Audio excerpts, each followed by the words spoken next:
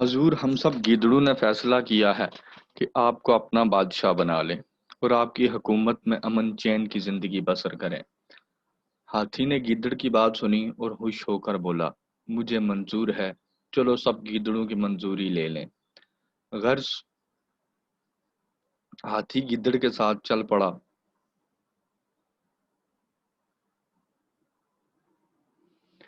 گیدڑ اسے ایک ایسی جگہ لے گیا جہاں دلدل تھی۔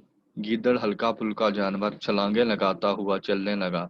ہاتھی بادشاہت کے نشے میں دلدل میں اترا اور دھنسنے لگا۔ آخر گھٹنوں تک دلدل میں پھنس گیا۔ اب نہ آگے چلنے کا یارہ تھا، نہ پیچھے ہٹنے کی طاقت۔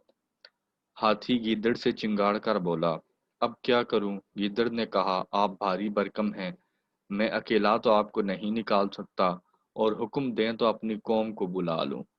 ہاتھی مرتا کیا نہ کرتا، کہنے لگا، ہاں جلدی بلاؤ۔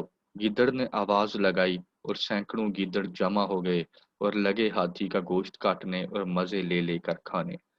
ہاتھی نے بتھیری سونڈ ہلائی، چنگھاڑا، مگر گیدڑوں نے وہیں کھڑے کھڑے ہاتھی کا گوشت چٹ کر لیا۔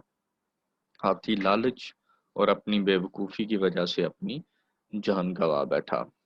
ان کہانیوں کو سنیے گا ضرور، دہرائیے گا ضرور، ان کو دیکھ کر لکھیے گا درست املا کے ساتھ۔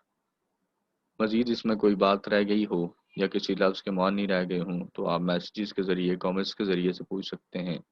اپنا خیال رکھیے گا۔ اللہ حافظ۔